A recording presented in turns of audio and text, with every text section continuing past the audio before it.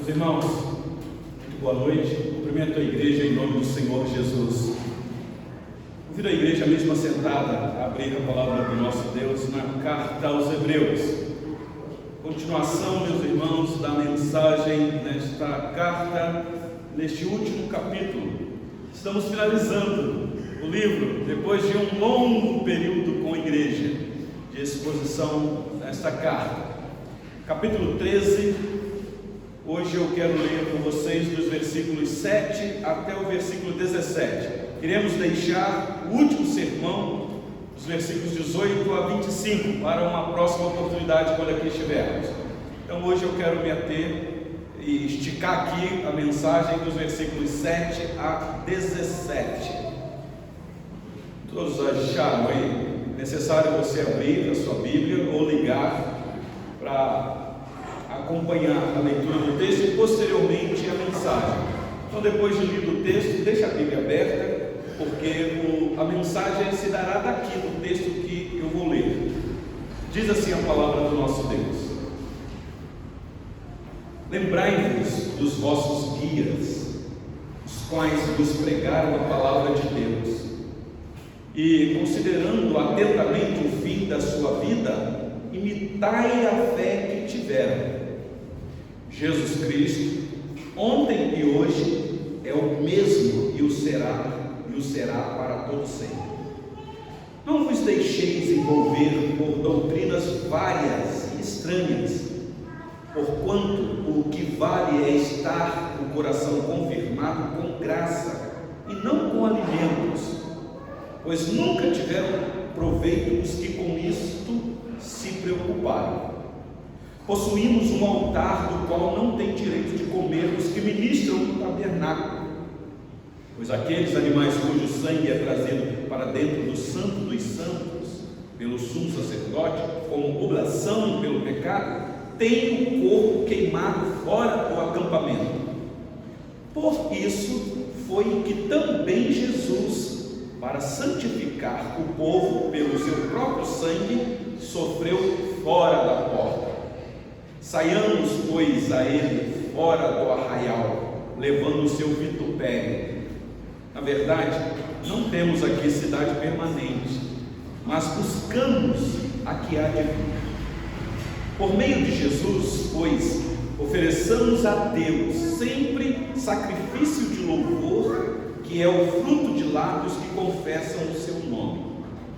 Não negligencieis igualmente a prática do bem e a mútua cooperação, pois com tais sacrifícios Deus se compraz.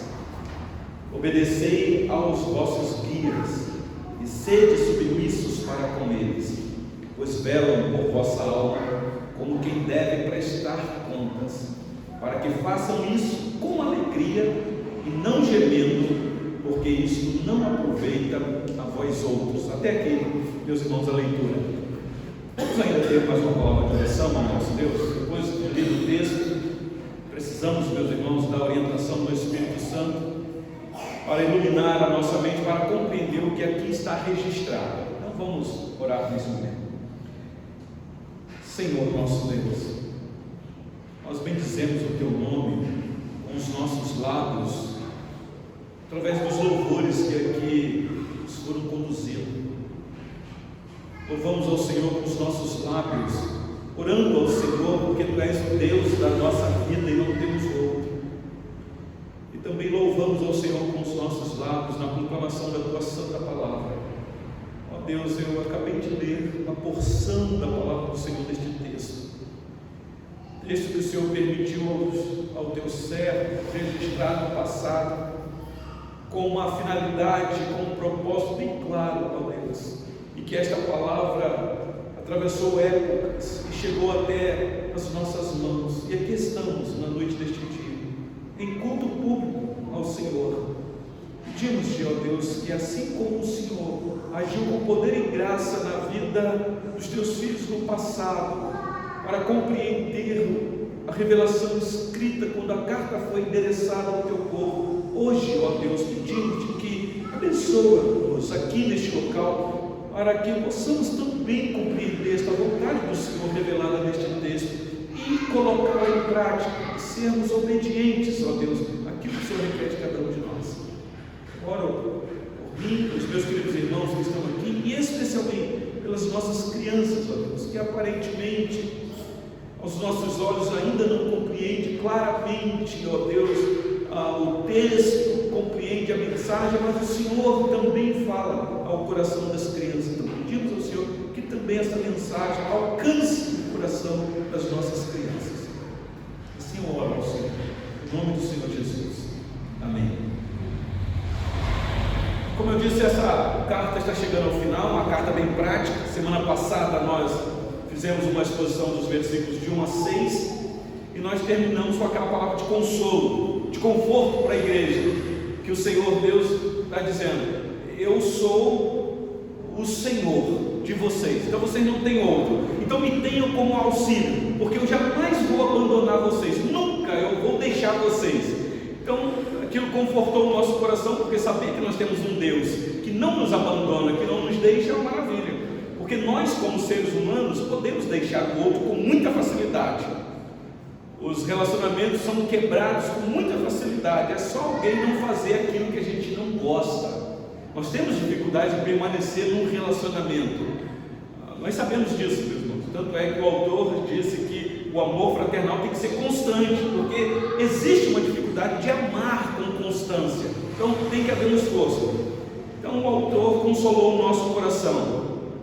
Nós podemos ter Deus como auxílio e não temer o que o homem possa fazer. Então é uma carta prática. E agora ele continua as orientações. Ele vai falar da atitude daqueles que são cristãos e que tiveram uma vida transformada. Lembra que foi o tema? Nós intitulamos a mensagem semana passada: características que aparecem na vida daqueles que foram transformados. E hoje, meus irmãos, eu quero ver com vocês um assunto que está sumindo no meio do povo de Deus: a fidelidade dos crentes em relação aos líderes, aos pastores, aos guias, como aqui o tradutor colocou para nós. Eu sei que nós estamos vivendo uma época de crise de liderança eclesiástica, eu sei disso. Tem líderes que não dá para confiar mesmo. O que nós temos aqui não é uma obediência ou uma submissão cega, não. Vocês irão perceber o porquê que o autor fala desta maneira. Mas aqui ele está encorajando os irmãos: sejam fiéis aos líderes de vocês, que velam pela alma de vocês. Vocês perceberam? Então, olha comigo o versículo 7, por gentileza. Ele vai trazer a memória desses irmãos a quem ele escreve a carta, e lembrando, meus irmãos, que esta carta foi escrita com a intenção de não deixar os irmãos abandonarem a fé e a voltarem para a antiga religião. A tônica do livro é esta, e ele apresenta Jesus como supremo pastor. Na liturgia nós cantamos sobre Cristo. Os textos foram escritos sobre o verdadeiro pastor, que é o Senhor Jesus. Mas, contudo, ele levanta pastores para pastorear a sua igreja. Versículo 7 diz assim: lembrai-vos dos vossos guias, os quais vos pregaram a palavra de Deus. Por que é que ele diz lembrai-vos dos vossos guias? Se vocês dão uma olhadinha no versículo 3, ele também já havia dito isso: lembrai-vos dos encarcerados, como se preso com eles. Geralmente quem era preso aqui eram os líderes, os pastores. A autoridade ia em cima do pastor, porque se pegasse o pastor e prendesse, a igreja dispersava. Então o autor já disse: olha, vocês lembram dos encarcerados, porque senão com muita facilidade você pode esquecer. E agora de novo ele diz assim: lembrai-vos dos vossos guias, os quais vos pregaram a palavra de Deus. Eram líderes fiéis, homens tementes ao Senhor, homens comprometidos com a palavra de Deus.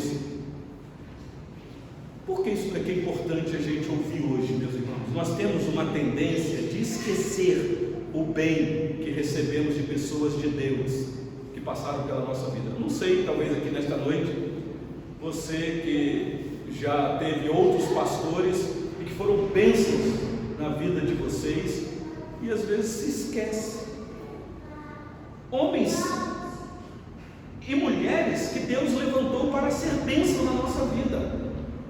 O que é interessante, meus irmãos, que nós devemos atentar para a honra da liderança espiritual sobre a nossa vida. É claro que nós não devemos fazer dos líderes estrela, tietagem, nada disso. Colocar o líder num pedestal que nem ele mesmo quer. Aliás, há muitos aí que gostam, mas que a Bíblia condena isso.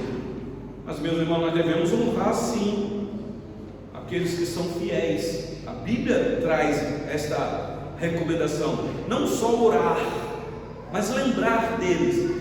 Paulo, orientando a igreja de Tessalônica, eu tentava pensar que essa carta foi escrita pelo apóstolo Paulo. O último sermão, vocês irão perceber as características do autor dessa carta, vocês vão entender quem é o autor, mas eu ainda não posso afirmar isso, porque eu não tenho essa certeza. Mas olha o que Paulo disse aos Tessalonicenses no capítulo 1, versículo 12 e 13. 1 Tessalonicenses 5 diz assim: agora vos rogamos, irmãos, que acateis com apreço os que trabalham entre vós e os que vos predizem no Senhor e vos admoestam. Ele está falando aqui da liderança, de pastores, e que os tenhais com amor em máxima consideração, por causa do trabalho que realizam. Olha que orientação do apóstolo Paulo sobre os líderes: viver em paz uns com os outros. Por quê, meus irmãos? Porque com muita facilidade líderes podem trazer divisão na comunidade, e aí a paz se perde. E não são poucos líderes que não são fiéis ao Senhor e que trazem grandes problemas para a comunidade, e aí não há paz. Mas, meus irmãos, quando há um líder, um guia que é fiel ao Senhor, e a igreja percebe isso, como o irmão mesmo na liturgia disse aqui, precisamos estar atentos. Então, meus irmãos, é ter, como diz o apóstolo Paulo aí, tenhais com amor em máxima consideração, não por causa dele, mas por causa do trabalho que ele realiza. Então, o verdadeiro pastor prega a palavra de Deus com fidelidade. Por isso, meus irmãos, que no nosso culto público nós damos uma grande ênfase na hora da adoração, através dos louvores, das orações, até mesmo da contribuição. Mas nós reservamos um tempo considerável, meus irmãos, para a pregação da palavra de Deus, porque é no momento da pregação da palavra de Deus que você conhece mais do seu pastor. É quando ele começa a falar, porque você vai perceber, ele está falando, mas ele não vive. Ele está falando, mas ele não pratica. A responsabilidade daquele que fala aqui em cima da parte de Deus é tamanho, meus irmãos, que a comunidade tem que examinar, tem que julgar, para ver se de fato é de Deus ou não. Então, o verdadeiro pastor prega a palavra de Deus com fidelidade, e ele vive a palavra. Não estou dizendo que ele é perfeito, que ele será perfeito, nunca será, talvez é o principal dos pecadores, mas ele é fiel à pregação, ele vive o que prega. Então, é um pastor digno de ser imitado. Não é isso que diz? Olha de novo aí o versículo 7. Lembrai-vos dos vossos guias, os quais vos pregaram a palavra de Deus, e considerando atentamente o fim da sua vida. Talvez aqui, para esses irmãos, era dizer: vocês sabem que eles pastorearam vocês, mas eles pagaram com a própria vida por causa da fidelidade da pregação da palavra. Então considere o fim da vida deles. Vocês que estão pensando em desistir da fé, vocês que estão desanimados, vocês que não querem nem mais congregar, lembra do capítulo 10? Considere o fim da vida deles e diz aí: imitai a fé que tiveram. A fé que é um ponto crucial da escrita do autor. Vocês lembram do capítulo 11? Ele gastou um capítulo só para falar de fé, os heróis da fé. Pois bem, então aqui é uma característica daquele que tem a vida transformada. Ele honra a liderança, ele é fiel. Olha o versículo 8, por gentileza. Hebreus 13, 8 diz assim: Jesus Cristo, ontem e hoje, é o mesmo e o será para sempre. Meus irmãos, que informação belíssimo que o autor traz aqui. Nós temos um supremo exemplo de pastor. O autor está dizendo: olha, lembra dos guias, dos pastores de vocês, veja o fim que eles tiveram. Vocês acham que o Senhor Jesus abandonou eles? Não, o Senhor Jesus era pastor deles também, porque nós temos um pastor que é fiel, Jesus, o fiel pastor das ovelhas, e ele não muda. Ele é sempre o mesmo. Ele foi ontem, quando cuidou daqueles a quem estava debaixo do pastorado dele. Ele é o mesmo hoje e será sempre. Aqui é um incentivo para dizer: não tenham medo, não fiquem com medo desta fé que vocês abraçaram e que pode levar vocês à morte, porque aqui é um risco. Lembra dos vossos guias, o fim que eles tiveram? O Senhor Jesus esteve com eles. O Senhor Jesus não abandonou ele ontem, e Jesus é o mesmo hoje. Ele não vai abandonar vocês. No capítulo 1 de Hebreus, olha só a Bíblia no capítulo 1, versículo 11 e 12, o autor apresentando o Senhor Jesus superior a tudo, ele diz assim, Hebreus 11, 1, Hebreus 1, versículo 11 e 12: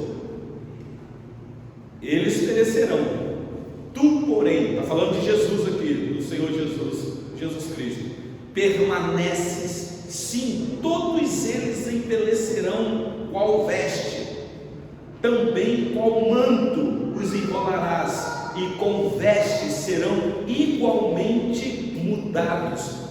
Tu, porém, és o mesmo, e os teus anos jamais terão fim.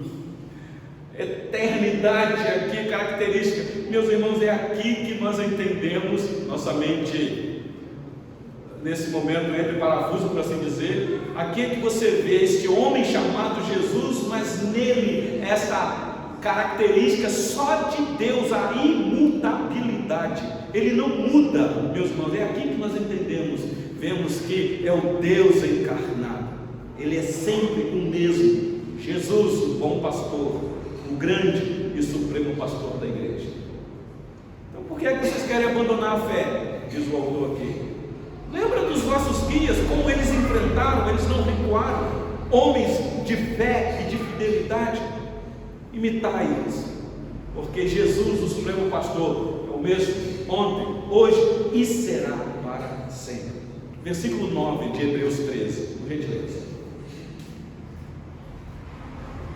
Aqui o autor, eu preciso da sua atenção, porque o autor não deixa de chamar a atenção da igreja. Ele já orientou demais sobre as doutrinas falsas, mas ele não perde tempo, mesmo no finalzinho. Ele diz assim no versículo 9: não vos deixeis envolver por doutrinas várias e estranhas, porquanto o que vale é estar com o coração confirmado com graça, e não com alimentos, pois nunca tiveram proveitos que com isto se preocupam. Meus irmãos, aqui você tem que entender o contexto. Os judeus tinham em alta estima a lei mosaica, que dizia que ele não podia comer isso, não podia comer aquilo. Só que agora os cristãos convertidos, judeus convertidos ao cristianismo, se não quisesse mais observar essa lei, não tinha mais obrigação, porque tudo aquilo apontava para Cristo. Então, quando o autor diz que Jesus, o mesmo ontem, hoje, sempre, agora ele diz: vocês tomem cuidado com doutrinas várias, estranhas, porque haviam falsos mestres que queriam fazer com que aqueles judeus convertidos ao cristianismo voltassem à prática do judaísmo. Então você percebe aqui que há uma incompatibilidade do cristianismo e do judaísmo na sua religião prática. O problema aqui, meus irmãos, é o legalismo. Temos que tomar cuidado, porque existe uma doutrina que nós devemos ser fiéis, a sã doutrina, mas existem doutrinas várias e atrapalhadas. No capítulo 9, olha o que o autor já havia dito, Hebreus 9, versículo 9 e 10, o autor disse assim, ele já tinha alertado a igreja, mas ele não perde tempo de falar novamente. Ele diz assim: é isto uma parábola para a época presente.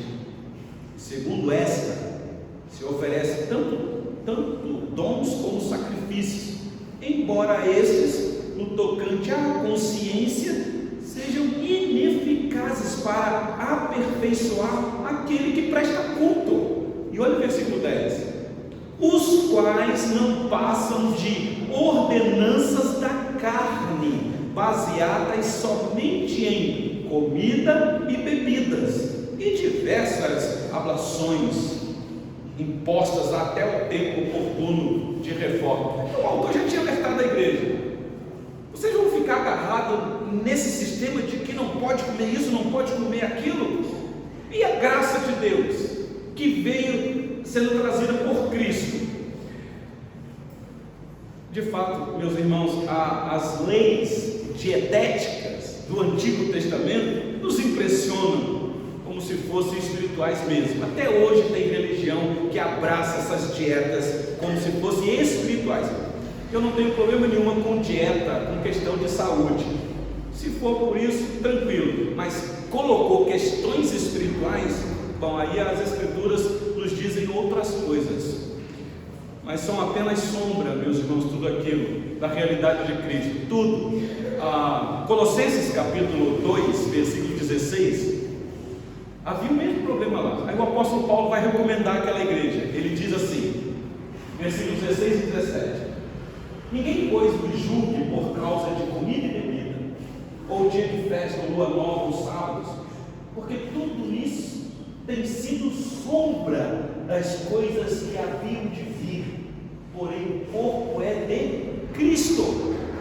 Então esse problema, se pode comer isso e não pode comer aquilo, por questão espiritual, acabou, meus irmãos. É claro, o apóstolo Paulo, orientando a igreja de Corinto, vai dizer: olha, por causa do crente fraco, se ele se escandaliza, então evita. Porque se comer carne escandaliza o irmão, então não coma carne, pelo menos na frente dele. Então, meus irmãos, a questão do legalismo é um perigo muito grande. Por isso o autor, no finalzinho da carta, está dizendo: tome cuidado com doutrinas várias e estranhas. Os falsos mestres sempre querem se infiltrar, meus irmãos, na igreja, como loucos devoradores, a fim de tirar a liberdade da nossa fé simples em Jesus Cristo. Como o irmão leu aqui em João 10, o ladrão vem senão para roubar, matar e destruir. E quem é aquele ladrão, meus irmãos? São homens com doutrinas estranhas, falsas no nosso meio. A nossa dependência de Deus se fundamenta na graça, e somente na graça, não nos alimentos. O que contamina um homem não é o que entra pela boca, mas é o que sai da boca, meus irmãos. Então, aqui nós começamos a ver esta atitude daquele que realmente foi transformado. Ele lembra dos seus líderes, tem autoestima por ele, imita-os, e ele toma cuidado com doutrinas estranhas no meio do povo de Deus. Isso aqui é um alerta, meus irmãos, para os nossos dias. Por isso é necessário você ter uma Bíblia na mão. Este negócio de que você participa do culto, o pregador lê um texto, fecha a Bíblia e você também fecha, você fica vulnerável ao que ele vai dizer, o que está na cabeça dele. E você pode achar que é de Deus, porque ele está falando de Deus. Nem todos que dizem Senhor, Senhor entrarão no reino dos céus, meus irmãos. Então é dever nosso atentarmos para isso. Então vamos lá, versículo 10, por gentileza. Continuação da orientação do autor. Olha o que ele vai dizer: possuímos um altar do qual não tem direito de comermos, que ministram no tabernáculo. Se você não prestar atenção aqui, você vai ficar confuso. O que o autor está nos informando aqui, meus irmãos, é que Jesus Cristo, que foi ontem, é hoje e será eternamente, ele morreu numa cruz como um sacrifício vivo, e a cruz é o nosso último altar.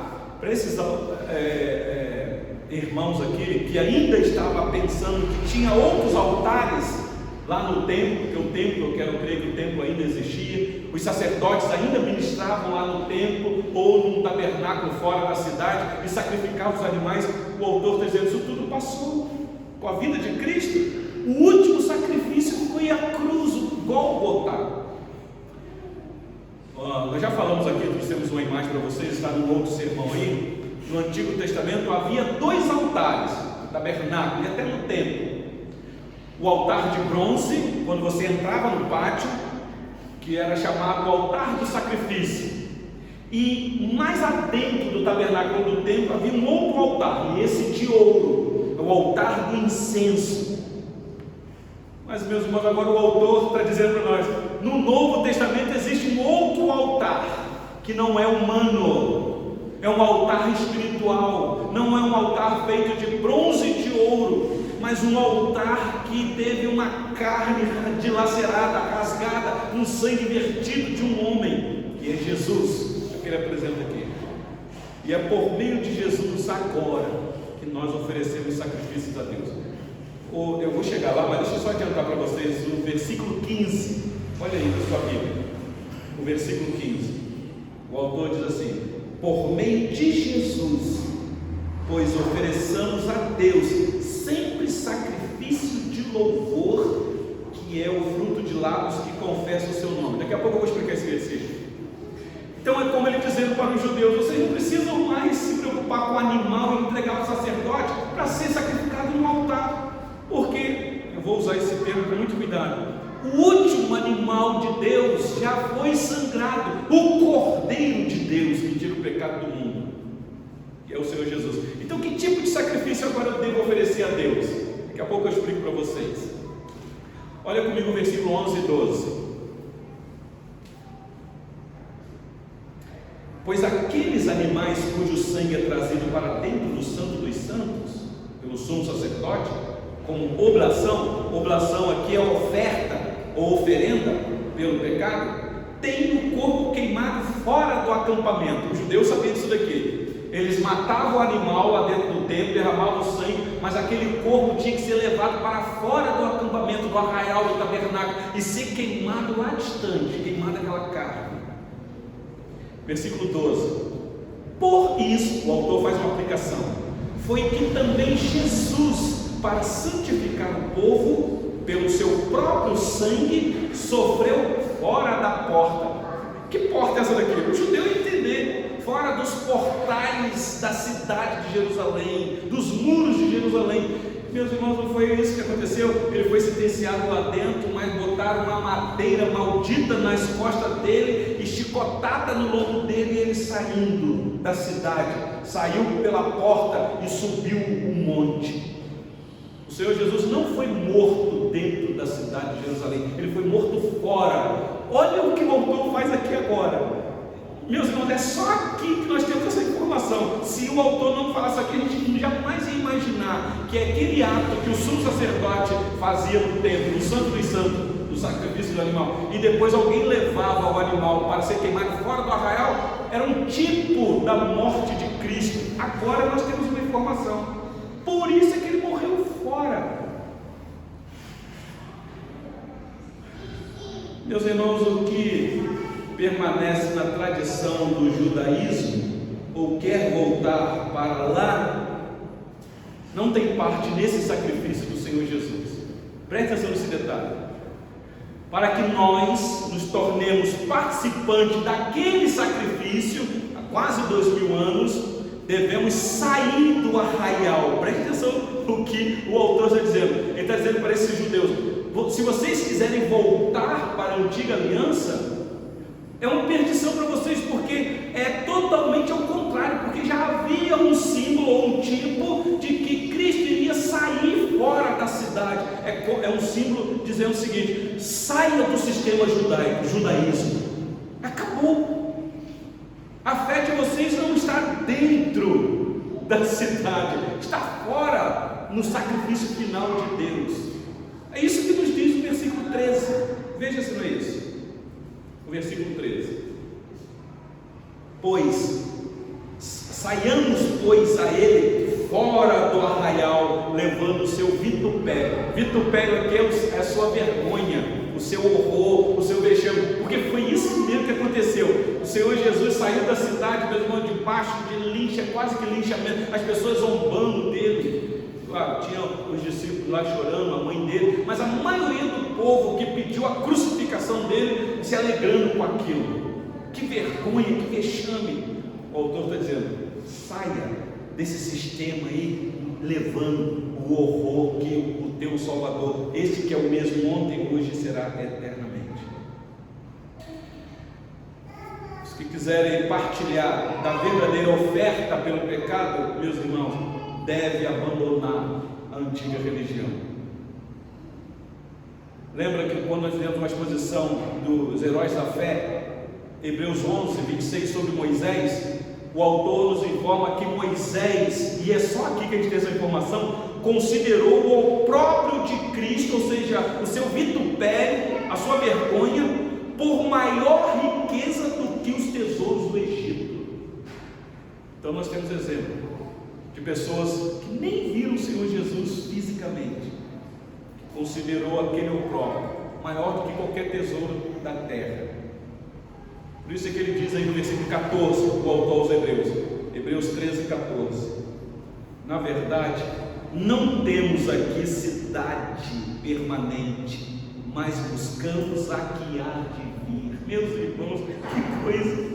Somos peregrinos mesmo nesta terra, neste mundo mau, muito sofrimento, mas o sofrimento aqui é temporário, não é nem para se comparar com a glória que está por vir, meus irmãos. Então, quem teve a vida transformada, vive desta maneira, abraça a fé somente em Jesus e mais nada, não precisa de amuletos, solos, Cristos, um grito da reforma. E agora, caminhando para o final, o autor vai nos apresentar a vida transformada daquele que oferece sacrifícios a Deus, o verdadeiro sacrifício. Olha o versículo 15, por gentileza. Agora sim, o versículo 15: por meio de Jesus, pois ofereçamos a Deus sempre, preste atenção nessa palavra sempre, sacrifício de louvor, que é o fruto de lábios que confessam o seu nome, coisa que esses irmãos tinham feito. Alguém apresentou Jesus para eles e eles creram e eles confessaram que Jesus era o Senhor da vida deles. Só que agora eles estavam sendo tentados a abandonar esse Jesus, outras coisas estavam atraindo eles. E o autor diz: agora, judeuzão, o nosso sacrifício é espiritual. Nós não precisamos mais de um sumo sacerdote humano, porque nós temos um outro sumo sacerdote de uma ordem totalmente diferente. E agora nós vamos apresentar a Deus um sacrifício de louvor. Salmo 146, versículo 1 e 2 diz assim: aleluia, louva minha alma ao Senhor, louvarei ao Senhor durante a minha vida, cantarei louvores ao meu Deus enquanto eu viver. Uma vida de louvor, meus irmãos. O crente vive sempre em louvor a Deus. Aliás, esta é a primeira pergunta do nosso catecismo: é viver para a glória do nosso Deus. Esta é a nossa finalidade aqui neste mundo. Viver é louvar a Deus. Martinho Lutero, um exímio reformador, tem uma frase excelente que ele diz assim: a vida do cristão é uma doxologia, ou seja, é uma atitude de louvor constante, de exaltação, de glorificação a Deus. A vida do cristão é uma doxologia. C.S. Lewis, um grande pensador temente ao Senhor, também é atribuído a ele esta frase: na vida do cristão, a alegria do louvor. É coisa séria, é coisa muito séria, meus irmãos. Então, louvar é viver para Deus, não é apenas um momento, não é apenas uma circunstância, não é um ato apenas no culto, é vida constante, meus irmãos. Por isso que ele diz aí que esse sacrifício que nós devemos oferecer a Deus, que é o fruto de lábios que confessam o nome. Quando você confessou Jesus, você não confessou que Ele é o teu Senhor, que Ele é a tua vida, que Ele é a razão da tua existência, e você não pratica isso só no culto, quando está cantando, é a tua vida. Olha o versículo 16. Se essa é a sua vida, olha o que ele diz: não negligencieis igualmente a prática do bem e a mútua cooperação, pois com tais sacrifícios Deus se comprai. Ele está falando de sacrifício de louvor, e agora ele apresenta um outro tipo de sacrifício, que é de louvor a Deus. É como que ele dizendo: você quer louvar a Deus na prática? Então faça o bem e seja uma pessoa que ajuda o outro, que coopera, mútua cooperação. Esse aqui é o sacrifício da generosidade, meus irmãos.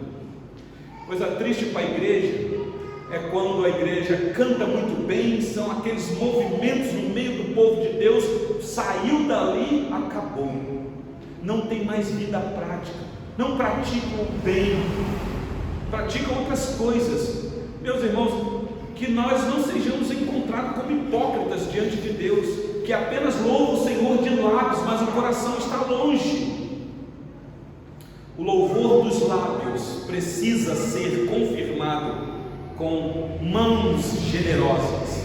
Prestaram atenção, meus irmãos? Porque senão não adianta. E por último, que eu quero encerrar, o autor diz assim, que é interessante aqui, o autor começou falando de líderes e encerra falando de líderes nesse bloco aqui. Olha o versículo 17: obedecei aos vossos guias e sede submissos para com eles, pois velam por vossa alma, como quem deve prestar contas, para que façam isso com alegria e não gemendo, porque isso não aproveita a vós outros. Preste atenção nesse versículo aqui, meus irmãos. Obediência aos líderes que ensinam a verdade, submissão por causa da função que ele ocupa. Não é uma obediência cega, nem é uma submissão cega também. É porque você conhece o seu líder. Presta atenção que no versículo 7 ele pediu para lembrar dos guias que já passaram, que morreram. Mas agora ele está falando: dá uma olhadinha nos guias de vocês, na liderança de vocês. Vejam a prática da liderança. Vejam os líderes que vocês têm e obedeçam e se submetam à função deles. Ele diz assim: pois velam pela vossa alma. Velar pela vossa alma é exatamente, eles que têm responsabilidade, porque todos vocês têm uma alma. Prestem atenção, meus irmãos, que responsabilidade da liderança da igreja, que responsabilidade não só do pastor da nossa denominação, presbítero docente, mas do presbítero regente, que negligencia esse serviço aqui, meus irmãos. Diz o texto que nós iremos dar conta. Conta de quê? Meus irmãos, tem muitos líderes que no dia do juízo vão, numa linguagem bem humana, cair do cavalo, porque negligenciaram esse serviço santo que é velar pela alma dos seus liderados. O autor diz: mas existem líderes que cuidam bem, que velam pela palavra de Deus e que são fiéis. Vocês têm que obedecer e se submeter a eles, sabe por quê? Para que eles façam isso com alegria. Talvez o que o autor está dizendo é o seguinte: vocês devem viver em paz, para a liderança poder exercer um bom serviço no meio de vocês, porque a igreja estando em paz, o líder vai trabalhar alegre. Agora, quando há contenda, disse-me-disse, não há paz, não há alegria. O que há, ele diz aqui, é gemido, para que não gemendo, porque isso não aproveita a vós outros. Porque ele está dizendo o seguinte: nenhum líder que, se estiver bem, vai trabalhar bem. E quem perde, segundo o autor, vocês, porque ele não vai velar pela alma de vocês, não vai ter bênção, ele vai ficar cabisbaixo, vai ficar com raiva. E como tem líderes assim, porque tem um problema na comunidade e ele desanima, e ele não participa, e ele não quer mais se envolver. Quem perde é a comunidade, meus irmãos. Por isso, o dever de orar pela liderança. Como precisamos de oração. Por quê, meus irmãos? Quem é que levanta a liderança? Jeremias capítulo 3, versículo 15, o Senhor Deus diz assim: dar-vos-ei pastores segundo o meu coração, e que vos apacentem com conhecimento e com inteligência. Quem dá pastores é Deus, meus irmãos. Ainda em Jeremias 23, versículo 3 e 4, o Senhor Deus continua dizendo: eu mesmo recolherei o restante das minhas ovelhas de todas as terras para onde as tiver afugentado, e as farei voltar aos seus apriscos. Serão fecundas e se multiplicarão. Olha só esse versículo 4 agora. Levantarei sobre elas, as ovelhas, pastores que as apacentem, e elas jamais temerão, nem se espantarão, nenhuma delas faltará, diz o Senhor. E quem é esse pastor aqui, meus irmãos? Quem é esse pastor que, quando viria, as ovelhas iriam ouvir a voz dele e viria? É claro que está falando do bom pastor, do pastor do Salmo 23, versículo 1: o Senhor é o meu pastor e nada me faltará. Meus irmãos, que texto! Que texto! A pergunta que eu sempre faço é: o que esse texto tem a ver com a gente hoje? Quais são as lições que nós podemos aprender aqui, meus irmãos? Meditando nesse texto aqui, o meu coração tremeu e temeu demais, porque pesa sobre mim uma tamanha responsabilidade.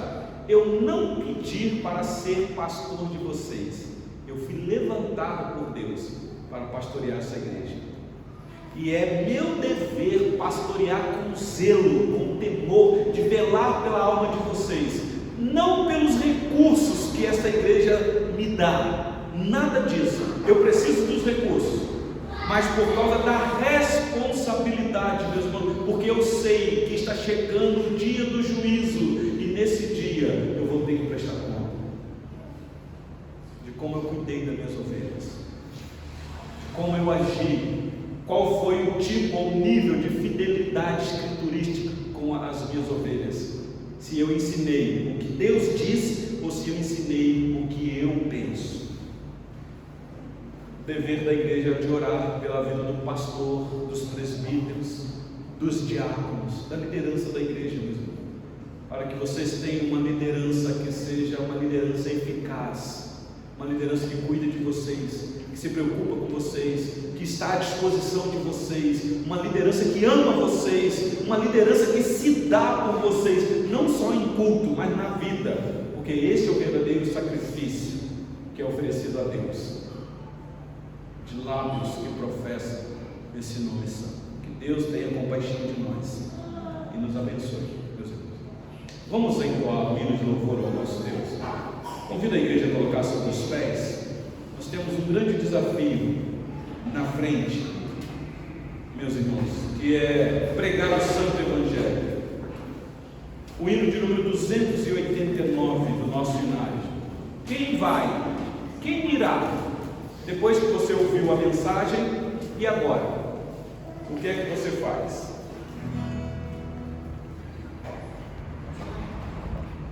Hino